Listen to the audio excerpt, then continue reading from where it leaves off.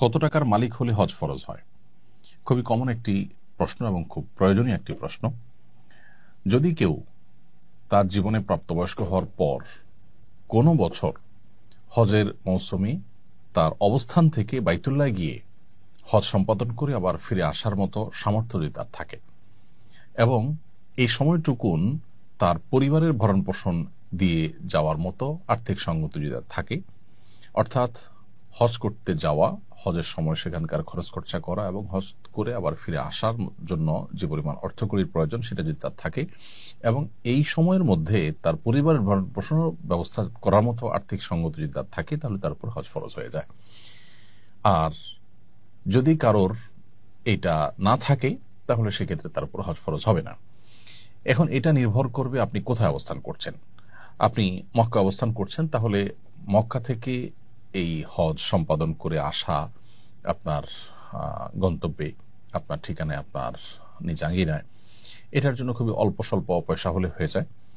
আবার কেউ যদি বাংলাদেশ থেকে হজ করেন বা বাংলাদেশে যদি কেউ অবস্থান করেন, তাহলে তার হজ ফরজ হওয়ার জন্য একরকমের অর্থকরীর প্রয়োজন হবে। আবার কেউ যদি ইউরোপে থাকেন, তাহলে সেখান থেকে হজ আরো বেশি এক্সপেন্সিভ। অতএব সেখান থেকে হজ করার জন্য যে পরিমাণ টাকার দরকার, সেখান থেকে এসে মক্কায় হজ করে আবার তার জায়গায় ফিরে যাওয়া এবং এই সময়ের ভিতরে পরিবার ভরণ পোষণ এর ব্যবস্থা করা, এটা তার অবস্থানের উপরে নির্ভর করে বাড়বে। অতএব হজ ঠিক কত টাকা হলে ফরজ হয়, এটা জাকাতের মতো নির্ধারিত কোনো অ্যামাউন্ট নেই যে এই টাকা হলে হজ ফরজ হয়। এটা নির্ভর করে ব্যক্তির অবস্থান থেকে বাইতুল্লাহ গিয়ে হজ করে আসার মতো সামর্থ্য তার আছে কিনা। যদি থাকে, তাহলে তারপরে হজ ফরজ হয়ে যাবে। জীবনের কোনো বছর যদি এমন হয় যে হজ করার মতো সামর্থ্য আমার ছিল, ধরুন আজ থেকে 7-8 বছর আগে বাংলাদেশ থেকে 2 থেকে 2.5 লাখ কিংবা 3 লাখ টাকার মধ্যে হজ করে আসা যেত, তখন আপনার কাছে টাকাটা ছিল, আপনি হজ করেননি। এখন হজ এক্সপেন্সিভ হয়ে গেছে, 7 লাখ 8 লাখ টাকার প্রয়োজন হয় বাংলাদেশ থেকে হজ করার জন্য। এখন এই টাকা আপনার নেই।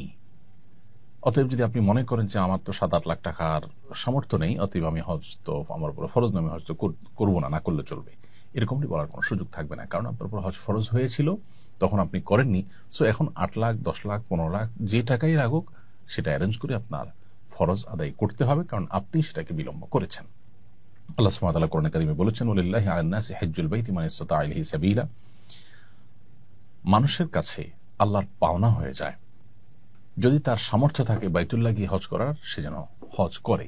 এই হজ করাটা, এটা মানুষের কাছে আল্লাহর পাওনা হয়ে যায়। অন্যান্য ফরজ বিধানের ক্ষেত্রে আল্লাহ তাআলা পুরস্কার বলেছেন, কুতিবা আলাইকুমুস সিয়াম, তোমাদের উপর সিয়াম ফরজ করা হয়েছে, আকিমুস সালাহ ওয়া আতুজ যাকাত, তোমরা সালাত কায়েম করো, যাকাত আদায় করো। কিন্তু হজের ক্ষেত্রে আল্লাহ রাব্বুল আলামিন একটু ভিন্ন ভঙ্গিতে আমাদেরকে হজের ফরজ হওয়ার বিধানটি জানিয়েছেন। অর্থাৎ আল্লাহ বলেছেন যে কারো সামর্থ্য যদি থাকে বাইতুল্লাহ গিয়ে নিজ গন্তব্যে আবার ফিরে আসার হজের মৌসুমে, তাহলে তার জন্য হজ করাটা, এটা আল্লাহর অধিকারে পরিণত হয়, এটা আল্লাহর পাওনায় প্রাপ্যে পরিণত হয়। তার মানে এটা একটা প্রেমময় ইবাদত। একজন বান্দা তার সামর্থ্য থাকবে তিনি হজ করবেন না, এটা হতে পারে না। অতএব যাদের এই আর্থিক সঙ্গতি আছে, তাদের উপরে হজ ফরজ হয়ে যাবে।